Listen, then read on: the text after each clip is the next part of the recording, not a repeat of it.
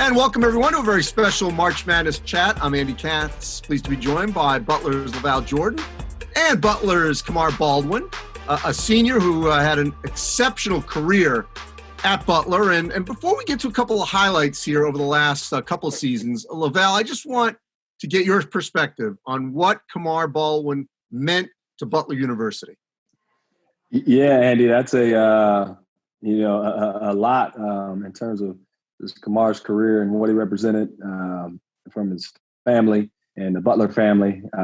There's so many, if there was a way to go about being a Butler Bulldog, Kamar was a prime example. Just all the values that we preach in our locker room, he encompassed them all for 4 years. And there's a reason everybody obviously migrated to him. And, he grew, his personality grew over the course of time, and his game grew over the course of time. So he leaves here as one of those names, especially if you're a Butler fan, but one of those names that's projected onto the national scene and obviously synonymous with Butler, just having a high level of humility, passion for the game of basketball, passion for Butler, an unbelievable teammate, servant first, just everything Butler's about, Kamar Baldwin's about. And so obviously his performance, is the other part.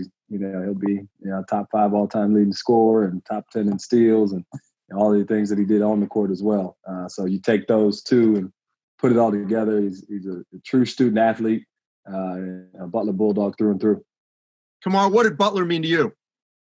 Butler is a very special place. The community, just getting to know everyone, and everyone just taking care of one another. I mean, it was a very special place, just from the atmosphere of Hinkle Fieldhouse to the relationships I have with my professors and just the rest of the students was really tremendous, and a blessing to be there for 4 years.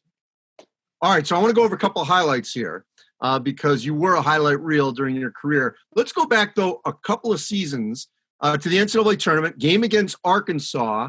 And I want to start with you, Kamar. What are you trying to do here as you're sizing up defensively what Arkansas is doing?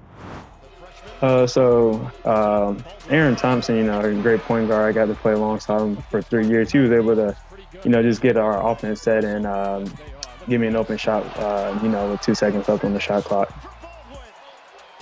So clearly there were times where you were feeling very comfortable on this play to take it all the way to the hole. LaVall, what did you want him to do in this kind of a situation? Yeah, with KB's ability, he could play on the ball and off the ball. So, you see a couple of examples here where he's the point guard. And just, we're trusting him with the ball and to make good decisions and make plays. And that's what a strength of his, is having the ball in his hands and having a high level of trust with it. Now, this is a situation where you grew into that leadership role. At this point in your career, Kamar, how comfortable were you in that role? I would say I was pretty comfortable in that role. Coach Jordan did a great job, helping me, move onto the ball, because my freshman year I played a lot of off the ball, but just growing in decision making and how to read the defense. He helped me come a long way in that aspect. All right, let's go to Kansas City. Earlier this season in November, Hall of Fame Classic, Stanford, Butler. LaVall, what did you want Kamar to do on this play? The size win the game. No, we were trying to get him downhill. The defender did a really good job, and that became his patented go-to, the go right-hand drive and step back, and kind of a money move for him, where when he had it and he took that shot, you see the whole bench react because everybody felt like it was going in before it went in. It's just they see him do it in practice. They see him work on it. So he got the downhill got cut off and it turned into isolation, and Kamar did what Kamar does. All right, Kamar, 8 seconds left. What do you see there? Just same thing Coach said. I was trying to get downhill, and the defender just did a great job. So I worked a lot on that move and just felt comfortable going to it, and the shot went in for me.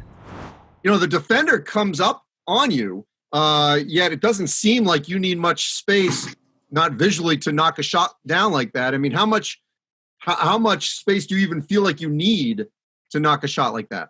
I feel like I don't need much space. I just need, just a little bit to get my shot off. And in that particular game, I was able to get enough space to get separation and elevate and knock down the shot. All right, this is one of my favorites. We got to go to the Villanova game. Unbelievable buzzer beater. Gus Johnson on the call. LaVall, take me through here what you see on this play. Yeah, so the Stanford and Villanova is a similar situation where they scored, and we had a time. When you see, we got 2 timeouts and we didn't take it because my concern was if we take it, they're going to figure out a way to deny Kamar the ball. So, we just kind of let him bring the ball up the court. Now, I didn't think he was going to wind the clock down to zeros before he took the shot. I wanted to get something on the rim before so we could get a tip in or offensive rebound, but he took it all the way down and finished with the walk-off, in that instance. All right, Kamar, time and score. How often did you glance up at the clock? Because this thing is winding down right to the end.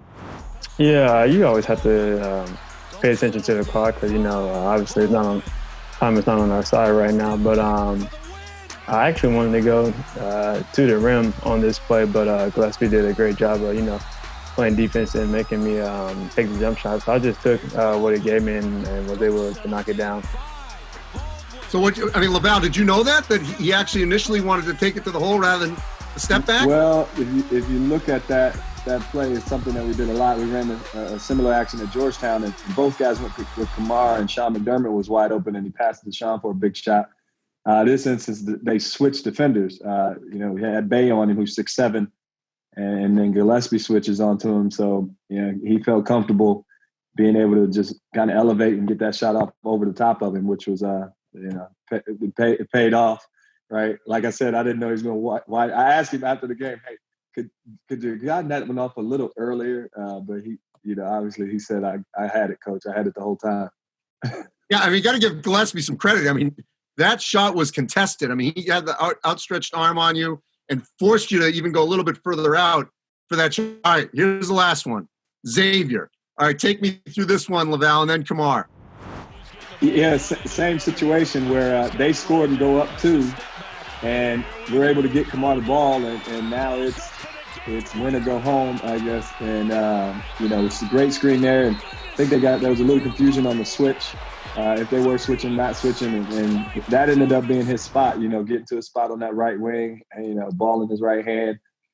We were extremely comfortable with it, his teammates, and obviously Kamar, it's something he put in a lot of work on. So. But now you're going where we're not. Najee Marshall's a really good defender, so we didn't want to waste time trying to cut and let him get open to get a catch. So we just let him bring the ball up and gave him a decent screen and let him, step up and hit a big one. All right, Kamar, you take me through it. Yeah, so getting the ball, like Coach said, Bryson Endy set a great screen. He actually set 2 screens. The first one set in by the X, and then once he started rolling, now you got caught behind it again, and it just gave me a great look at the rim, and I was able to get my feet set and knock the shot down. All right, we got to rank these. You got 3 in a row we just went over. How would you rank them, Kamar, in terms of excitement and difficulty?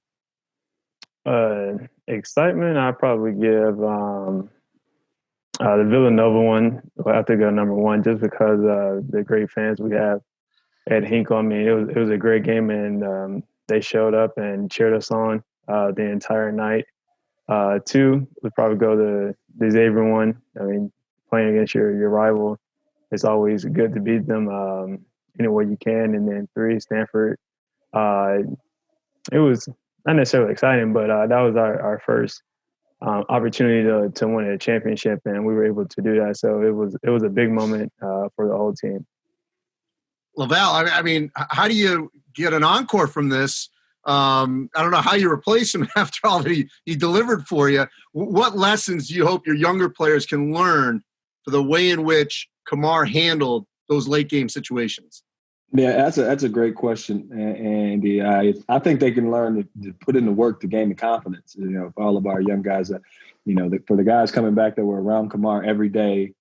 From how he took care of himself in the training room, how he took care of himself in the classroom, just the diligence and the way he went about doing everything that the great players do to be good. It doesn't happen by accident, and he really worked on those shots. You see him after practice, before practice, when he was in the gym on his own, just kind of working on perfecting those shots and imagining those moments. And so he had full confidence when we simulated those moments in practice. And obviously when there was, 10,000 people watching in a game setting, if our guys can just put in that type of work, have that type of confidence because of the work they put in, and they can be trusted just like he was in that moment.